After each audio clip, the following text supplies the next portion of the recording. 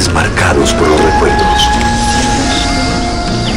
200 años de independencia presentes en los viajes a la memoria.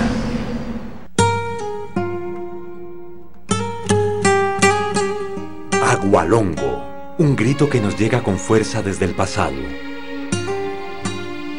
Agualongo es nombre de héroe y de traidor. Agualongo, el indígena del sur que se rebeló contra el general Bolívar y murió fusilado.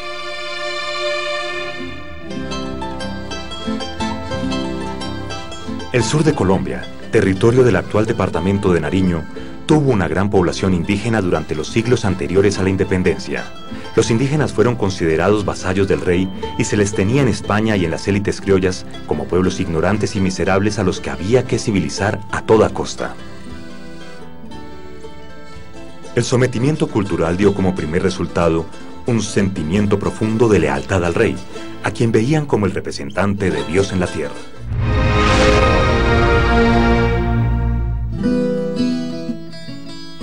Eduardo Delgado es un escritor pastuso que desde hace muchos años vive en Cali.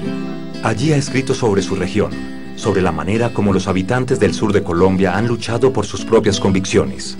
Eduardo quiere saber más acerca de Agustín Agualongo. Ahora se alista para un viaje hacia la memoria, en el que espera encontrarse con la imagen que sobrevive de Agualongo. Para Eduardo, volver a Pasto con la idea de reconstruir las huellas de Agualongo será como correr lentamente un velo que cubre un escenario paralizado en el tiempo. Un ritual que lo llevará a rastrear el acta de nacimiento y ver ese nombre escrito al lado de cientos de pastuzos de su época. Visitará el vecindario donde vivió Agualongo en su niñez. Conversará con un exdirigente del M-19 al lado de los restos del mítico personaje, y su contacto con la gente de la región lo llevará a descubrir un secreto importante en la vida de esta leyenda.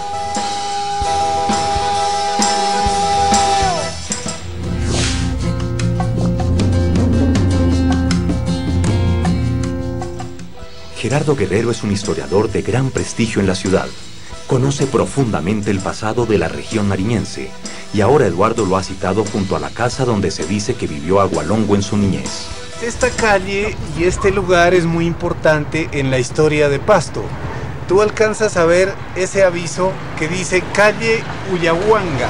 Este lugar y en alguna de estas casas tipo colonial parece que vivió la familia de Agualongo y de niño pues merodeaba por aquí y jugueteaba Agualongo. ¿Para ti quién era Agualongo?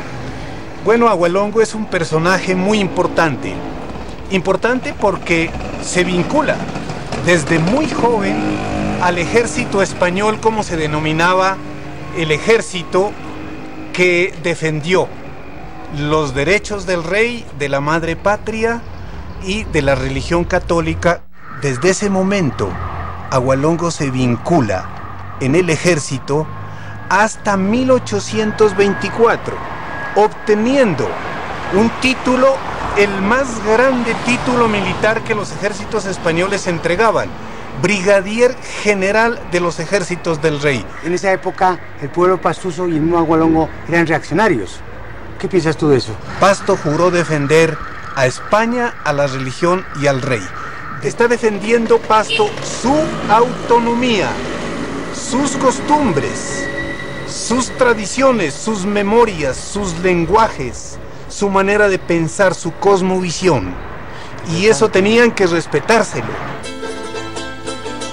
La geografía del sur está marcada por las altas montañas que dificultaban la llegada desde otros lugares del virreinato de la Nueva Granada. Por mucho tiempo, la ciudad de Pasto estuvo sometida al aislamiento de los principales acontecimientos. Los intentos independentistas de los criollos no tuvieron eco en los habitantes pastusos, que siempre se alinearon del lado de las fuerzas del rey, pues consideraban que era la forma como mantenían su autonomía. No hubo en Pasto una acción política, una acción didáctica, un ejercicio diplomático de hacerles comprender cuáles eran las nuevas ideas que circundaban y se expandían por el mundo. ¿Por qué Pasto era tan importante para Bolívar, para el ejército patriota? Pasto era el paso obligado para Quito y para el sur. Por lo tanto, Bolívar, después de la batalla de Boyacá, quiere someter a Pasto para poder pasar libremente con sus ejércitos hacia el sur y poder contribuir a la independencia del Ecuador, del Perú y de Bolivia. Por eso es que Bolívar sí tiene un tratamiento duro contra los pastusos, porque Agualongo los levanta una y otra vez, 4 veces después de la batalla de Boyacá, por asumir unas posiciones de defender la religión, de defender unas costumbres. Estigmatizaron a este pueblo diciendo que ese era un pueblo estúpido, ¿sí? Así lo trataron, y desde ese momento siempre esa historia construida desde el centro de poder y de saber nos han considerado como el pueblo que siempre está en contravía de lo trascendente, de lo importante que se ha suscitado en la historia del país. Un pueblo que es tratado con violencia, este pueblo reaccionó de la misma manera para defender el orden y la paz que tenían. Lidia Inés Muñoz es la presidenta de la Academia Nariñense de Historia y miembro correspondiente extranjera de la Academia Nacional de Historia de Ecuador. Habla de un episodio oscuro en la vida de los pastusos que reforzó su sentido de resistencia. Eso nos recuerda a los pastusos sobre lo de la Navidad Negra. ¿Se has escuchado algo hablar? Sí, eso fue como el 24 de diciembre. El 24 de diciembre de 1822. Sí. Imagínate que aquí se enfrentan tanto los patriotas bajo el comando de Sucre, el propio Sucre, y las fuerzas realistas. En estas fuerzas también está Agustín Agualongo. A raíz de eso, hubo una mortandad en una calle que llaman el Colorado. Sí, es todo el sitio, porque es como el punto de partida de lo que sería ese genocidio, prácticamente lo que producen las fuerzas patriotas, porque después de los combates y los enfrentamientos, al verse doblegados en fuerzas, los milicianos rebeldes, o sea, los realistas, ellos huyen. Algunas versiones dicen, por eso, Eduardo, que esta calle que tú reconoces, hoy carrera, le llaman la calle del Colorado, pero por la sangre que se derramó en esos cruentos días. Cerca de 200 víctimas. No respetaron ancianos, no respetaron niños ni mujeres, que eran personal civil, indefenso, no estaba armado. Pero volviendo a Agualongo, ¿qué queda de documentación de este personaje importante, controvertido? Sí, partes de la tradición oral y la documentación es excelente. Y una que te quiero indicar, claro, a propósito, porque yo sé que te va a gustar y apunta hacia el tema que tú estás trabajando. Pues vamos para allá. Vamos.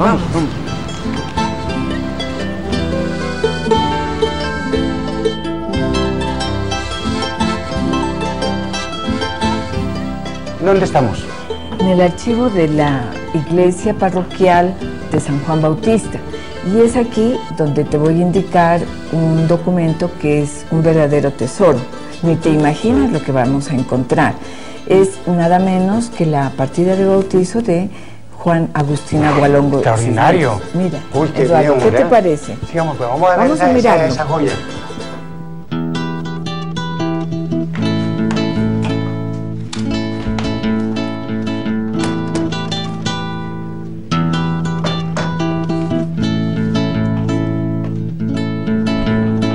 Vamos a mirar.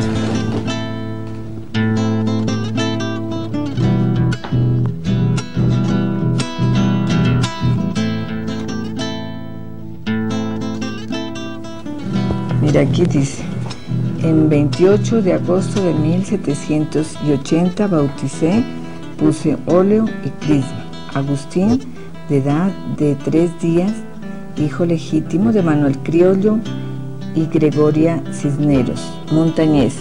Desde este texto es que desvirtúa esas otras teorías que hay que él nació en otra parte.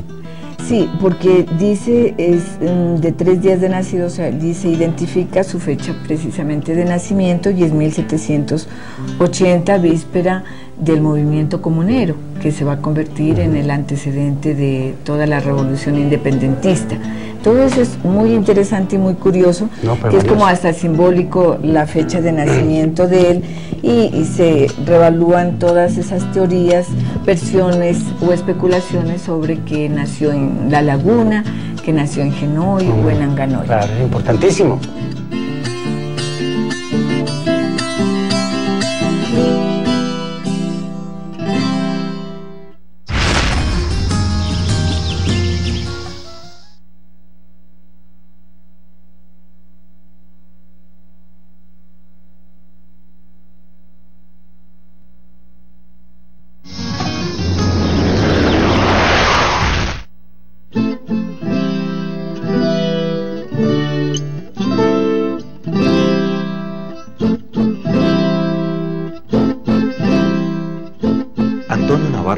Ha sido protagonista de la vida de Colombia en los últimos 30 años.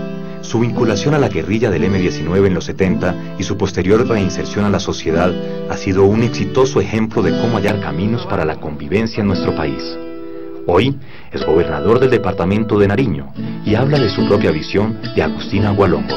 Porque creo que es un personaje que al haberse opuesto a la independencia está un poco borrado de la historia de Colombia, pero merece, por supuesto, recuperar el sitial de lo que representó en ese periodo en la historia nacional y en la historia regional.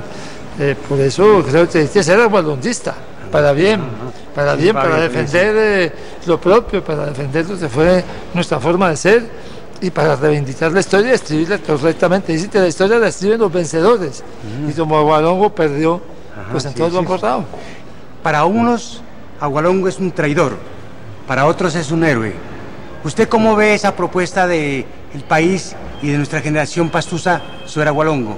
Bueno, la verdad es que ese es el debate de lo que fue la independencia para Pasto.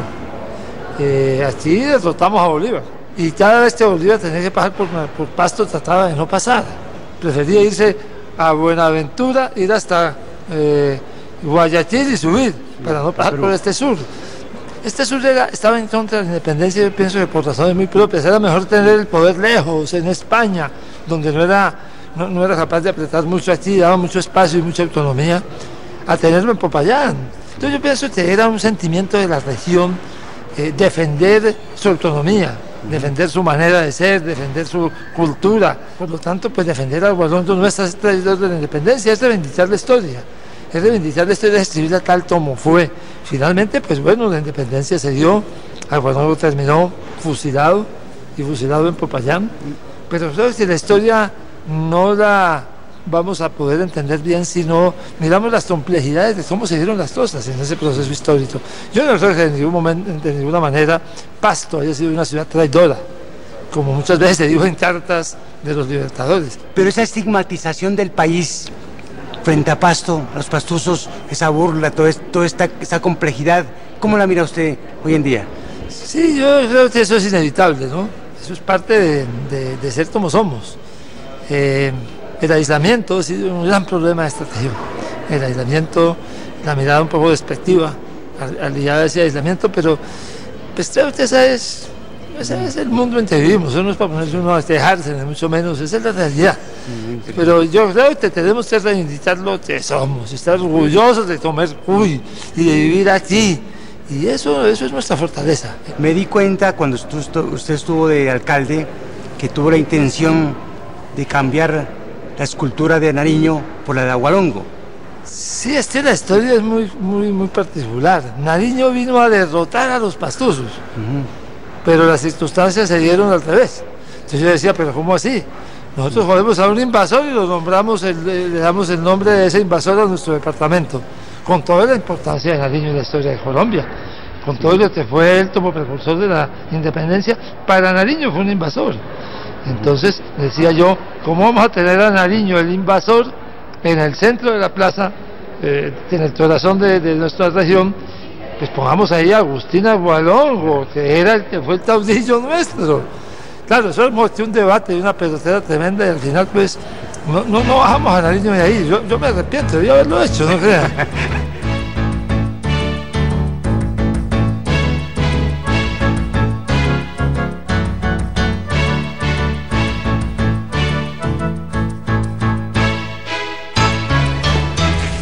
Doctor Navarro, una pregunta que me parece interesante. ¿Por qué cuando usted era dirigente del M-19, ustedes se interesaron por los restos de Agustín Agualongo? Bueno, primero por la historia que ya hemos aquí relatado, porque fue fusilado en Popayán, y estaba en Popayán. Los huesos de Agualongo estaban en la iglesia de San Francisco, en Popayán, y nosotros consideramos que pues que valía la pena traerlos a Pasto. Hicimos un primer intento de traerlos a Pasto. Yo estuve en Popayán haciendo, digamos, como... Las gestiones. No las gestiones, pues eso era un poco, pues, estábamos... No, íbamos a traernos la era por las malas. Pues por las malas no, íbamos a sacarlos de la iglesia y a traerlos aquí como una acción del M-19. Y resulta que en el momento en que íbamos a ir a la iglesia, vino el terremoto de Popayán de un Jueves Santo. Yo me estaba amarrando los zapatos para salir hacia la iglesia cuando empezó el terremoto. Claro, decimos, bueno, si ya estamos en un terremoto, pues más fácil, en el desorden nos llevamos esos huesos más rápido. Pero cuando llegamos hasta la iglesia, pues la misma iglesia se había derrumbado un pedazo grande. Y como estaban en un sótano, estaban en una zona, digamos, debajo del piso de la iglesia, pues no pudimos llegar hasta allá porque finalmente se había derrumbado, digamos, el acceso. Después, los huesos los trajeron hacia Pasto. Finalmente nos los llevamos desde aquí. Estuvieron los huesos de Agualongo primero en el Soberado, en el Zarzo de una taza campesina. Cuando fuimos a recogerlos de ahí nos dijeron que no, que desde que los huesos estaban ahí, las cosechas estaban mejores, las vacas parían con más frecuencia, que había fertilidad y que le estaba yendo bien a los dueños de la casa, en su finca. En Santo Domingo, que fue donde hicimos las negociaciones de paz, los tuvimos ahí un tiempo, por cierto, los pusimos debajo de una cama. Y encima de esa cama, pues yo no sé cuántos hijos se habrán concebido, realmente, la verdad es esa. Sí. O sea, la fertilidad está con Agualongo de alguna manera. Yo no sé, es una cosa que comprobamos en ese periodo, sí, curioso. Y luego, cuando se firmó, se hizo el acuerdo de paz, Carlos Pizarro dijo, yo voy a entregar mi pistola en un acto simbólico. Yo dije, yo voy a entregar los huesos de Agualongo. Y desde eso están otra vez los huesos de Agualongo, aquí en la iglesia de San Juan. Doctor Navarro, mucho gusto. Ha sido un gusto, ¿no? Bueno. Y estar con usted aquí al lado de los restos de este gran líder. Una cajita de madera, así, eso fue lo que nos llevamos nosotros. El grupo Bambarabanda está conformado por músicos pastusos que investigan las raíces folclóricas andinas y del sur del país. Son jóvenes que han conocido sus tradiciones y hacen una elaboración artística de su historia. El tema Agualongo y los Obligaditos es una muestra de cómo recogen a su manera los hechos que se conservan en la memoria de la región. ¿Cómo percibe la juventud pastusa a Agualongo? Una de las cosas que nosotros pues trabajamos con la Bambara de alguna forma es rescatar ese nombre, ¿no? Que ese nombre no se quede en el olvido, que no se quede en el olvido todas las cosas que sucedieron, no con el ánimo de pelear con nadie, sino de que pues poderle uno contar a los niños la historia como sucedió, para que uno sepa cómo afrontar la vida y en un futuro pues no muy lejano, ¿no? Bueno, está bien, pero cuando hacen la tocata, ¿cómo perciben la respuesta de la juventud de afuera hacia ustedes y hacia Agualongo? Siempre como que el mensaje de alguna manera es como bien recibido, ¿no? Y la gente a veces pregunta, ¿y esa canción qué? Agualongo y los Obligaditos, ¿por qué, no? Entonces nosotros decimos, Agualongo es una historia regional, ¿no es cierto? Es una historia que sucedió aquí en nuestra región. Agualongo defendió una causa regional. Los Obligaditos somos nosotros, que fuimos obligados a pertenecer a una región a la cual no queríamos pertenecer, a una Colombia que no queríamos pertenecer. De todas maneras, como dije anteriormente, o sea, esa parte de la historia no se contó y nosotros aprovechamos la música para contarlo. Yo creo que ustedes han percibido que el país ha estigmatizado a Pasto, a nuestra sociedad, por muchos años. ¿Cómo perciben ustedes ese rechazo? Ese señalamiento de Bolívar, desde allá viene ese estigma hacia los pastusos, ¿no? Desde el señalamiento de Bolívar hacia nosotros. Eso con el tiempo, o sea, fue cambiando, ¿no? De alguna manera se fue enriqueciendo con esto del humor pastuso. Y de alguna manera los pastuzos culturalmente lo hemos aprovechado a favor. Y es bien chévere porque la gente lo acepta con humor y entonces a veces se quedan bloqueados. Dicen, no era lo que esperábamos de esta gente, no era lo que esperábamos del pastuso, ¿no? Entonces agradecemos en el fondo ese estigma también, ¿no?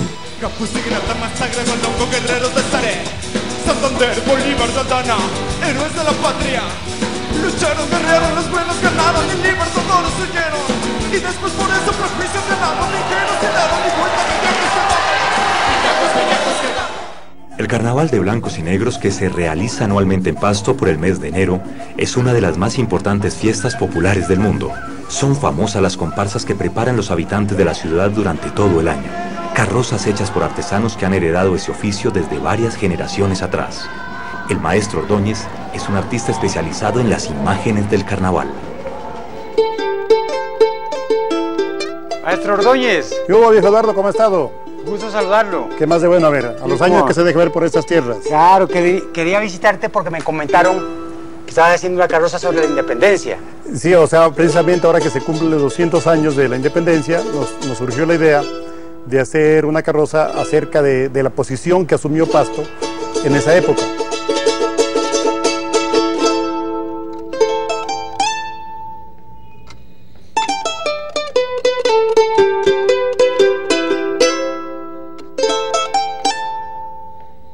Pero aquí están los leones, ¿no? Son 3 cabezas de león. En realidad es un león, pero con 3 cabezas. Este león representa la fuerza, el vigor, la energía, la bravura con que este pueblo luchó, inclusive en contra de Bolívar, tú sabes, pero no tanto en favor de España, sino porque este pueblo buscaba más que todo la autonomía. ¿Ya tienes Agualongo lo estoy haciendo aquí, mira. Este es el rostro que va a representar a Agualongo. La fisonomía de Agualongo, pues como tú sabes, se supone que es una fisonomía de un indígena o un campesino, una especie de mestizo, pero sobre todo más indígena, y lo estoy haciendo en un gesto de grito de guerra, sí, ¿no? Ya que él se levantó, digamos, precisamente en contra de Bolívar y de los ejércitos libertadores, porque en Pasto ellos cometieron una gran cantidad de crímenes, inclusive de guerra contra el pueblo pastuso, y él se levantó en defensa de ese honor y de ese pueblo pastuso. ¿Pero esa es la razón que han escogido a Agualongo como motivo? Porque pensamos que es un personaje que, a pesar de toda su importancia y de su valor, no ha sido olvidado casi por la historia oficial. Nos parece que es el momento de reivindicarlo, de entender sus razones, de ubicarse también en su contexto, en su época, para entender, digamos, cómo era el pensamiento de aquella época, ¿no? Entonces, nos parece que por eso esta carroza viene al lugar, ¿no? Porque precisamente está hablando de la época de la independencia, ahora que se cumplen los 200 años de ese hecho.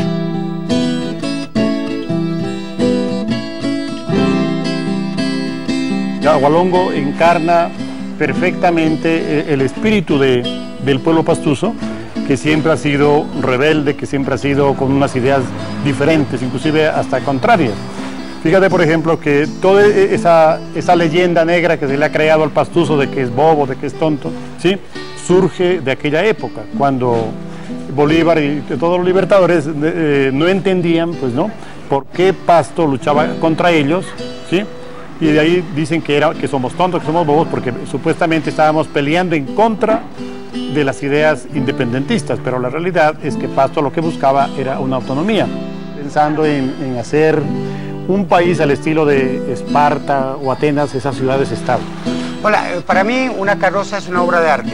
Ajá. Y considero que este motivo va a llamar mucho la atención. ¿Cómo crees que perciba el público este evento que ustedes llevan a carnavales? Claro, el tratamiento del tema histórico, pues, en el carnaval es bastante complejo, ¿sí?, precisamente porque requiere, pues, algunos acercamientos mínimos, ¿no?, al conocimiento de la historia, pero nos parece que el carnaval en este caso también tiene que empezar a dar unos pasos en ese sentido, a clarificar nuestra historia, a conocer nuestro pasado, y el arte tiene la obligación, ¿no es cierto?, de de plasmar y de llevarle al pueblo mensajes que valoren su autoestima, ¿sí?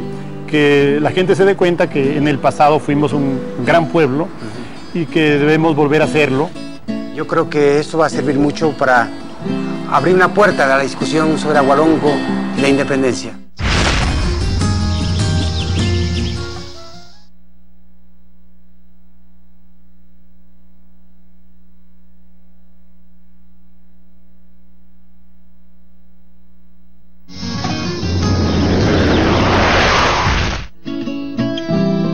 En el convento de las Hermanas Conceptas ocurrió un episodio crucial en la vida de Agualongo, que habla de lo que significaba este personaje en aquella época. La hermana Beatriz le abre las puertas a Eduardo, que está a punto de encontrar algo que secretamente había estado esperando durante este viaje a la memoria de Pasto. Hermana Beatriz, buenos días. Mucho gusto, Eduardo, bienvenido, buenos días. Gracias. ¿Cómo ha estado? Bien, gracias. Bien, ¿y ustedes? Venía listo para que charláramos sobre lo que había propuesto sobre Agustín Agualongo. Con mucho gusto, sí. En una documentación que encontré, me di cuenta que su comunidad cumplió un hecho muy importante cuando el ejército patriota está persiguiendo a Agualongo, que había perdido la batalla. Él huyendo viene y se refugia en el convento. ¿Qué de verdad hay en este episodio? Sí, él se refugió en el convento viéndose asediado, entonces como las monjas lo querían tanto, lo acogieron. Entonces los dos generales, Salón y Juan José Flores, pues iban a sitiaron el convento, pero el vicario de la ciudad, el sacerdote, no permitió pues que violaran la clausura del convento. Entonces, mientras hacían esos acuerdos de no violar la clausura, de no entrar de una forma tan brusca, mientras ellos hacían esos acuerdos, Agualongo se fue del convento, huyó y se fue a refugiar en las montañas. ¿A qué se debe ese apoyo tan vertical al ejército realista? Mire, hay que remontarnos al principio de la fundación del monasterio. Fue fundado por descendientes de españoles, de conquistadores. Por tanto, la fundadora Leonor de Orense era esposa del conquistador Hernando Álvarez Daza. Entonces uno viene, ahí antes en el monasterio solo recibían personas de la alta nobleza, todas hijas de conquistadores. Por tanto, pues viene que las monjas eran tan realistas desde el principio y todos los siglos fueron así, hasta ese siglo en el cual estamos hablando. El rey es representante de Dios en la tierra. Para ellos era así, defender la causa del rey era como defender la causa de Dios. Y era válido. Y era válido para ellos, y daban su vida, preferían dar su vida, por honor, no claudicar contra esos principios. ¿Usted qué opinión tiene de Agualongo? Para mí es un héroe, porque él luchó por un ideal. Cuando uno lucha por un ideal y lo lleva a cabo, pues llega al heroísmo, ¿no? Entonces, para mí, un héroe personalmente. Él fue aguerrido, valiente, entregó su vida por una causa, pues es un héroe. Muy bien, sí, muy bien. De que Agualongo era reconocido como un buen pintor antes de tomar las armas, que cambió las armas por el pincel. Sí. Y me dicen que ustedes tienen una obra de este maestro. Sí, hay una tradición que dice que, pues aquí tenemos la obra, se llama La Huida de Egipto. Tiene muchas características, está muy deteriorado el cuadro, pero es atribuido a Agualongo. ¿Sabe que lo podemos ver? Claro, pues me parece importante que lo conozcan para que vean cómo era este caudillo. No, me parece. Claro, me parece importante que vamos. Entonces, ¿vamos? Eduardo, vamos, puedes Gracias, seguir acá. ¿No? Con mucho gusto.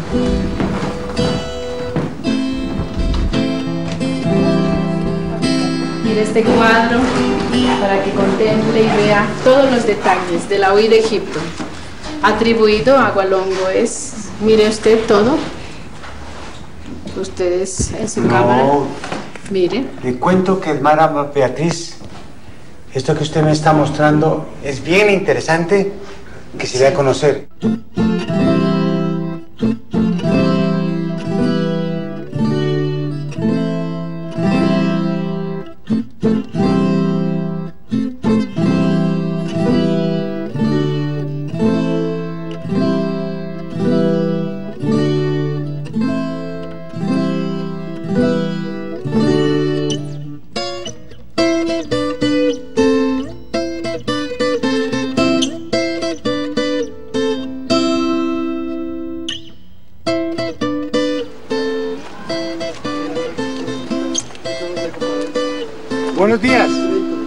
días. Buenos días, a los órdenes. ¿Algo por el colegio Agustín Agualongo? Sí, señor, ¿qué se le ofrece?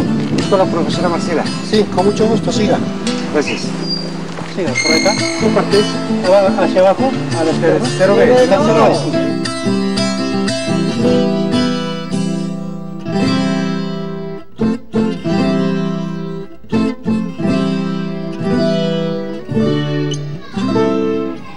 Agustín Agualongo fue una persona muy importante para nosotros, los pastuzos, sí, que luchó por nuestro pueblo. Y hoy tenemos un invitado muy especial, el señor Eduardo Delgado. Buenos días. Buenos días, niños, ¿cómo están? Bien. Vamos a jugar ahora en la clase sobre la historia de Colombia. Y voy a hacerles una pequeña pregunta. ¿Quién sabe quién es Agustín Agualongo? Que alce la mano el que sepa quién es Agustín Agualongo. Jason, ¿quién era Agustín Agualongo? El que luchó contra Bolívar. Él era como un héroe como nosotros porque él nos ayudó y murió por nosotros. ¿Qué es un cuento? Es contar una historia con la imaginación. Entonces vamos a contar, a imaginarnos a Agualongo y vamos a escribir una pequeña historia. 4 renglones o más. Y en la parte de abajo de la hoja hacen un pequeño dibujo, de acuerdo a como ustedes lo ven a Agualongo.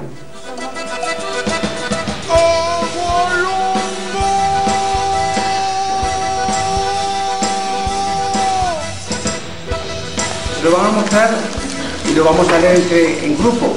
Agustín Agualongo jugaba con los pajaritos en las mañanas, no jugaba solo con los pajaritos, sino jugaba con el perrito llamado Toby, le contó Toby a Agustín. Le dijo que tenga cuidado con el lobo y apareció el lobo y se la iba a comer. Cuando un señor la defendió, el señor le dijo, ¿cómo te llamas? Me llamo Caperucita. Y ¿usted cómo se llama? Me llamo Agustín Agualongo. ¿Y qué hace usted por aquí? Y fue con sus amigos a luchar por la patria. Muy bien, muy bien. Agustín salió a pasto y se encontró con unos amigos. Agustín dijo a competir contra Simón Bolívar. Marcela, ¿cómo se llama esta vereda y por qué le pusieron a este colegio Agustín Agualongo? Agustín Agualongo es un fiel representante de lo que es la raza pastusa. Él luchó por sus ideales, bien o mal, para algunas personas bien, para otras personas puede que no.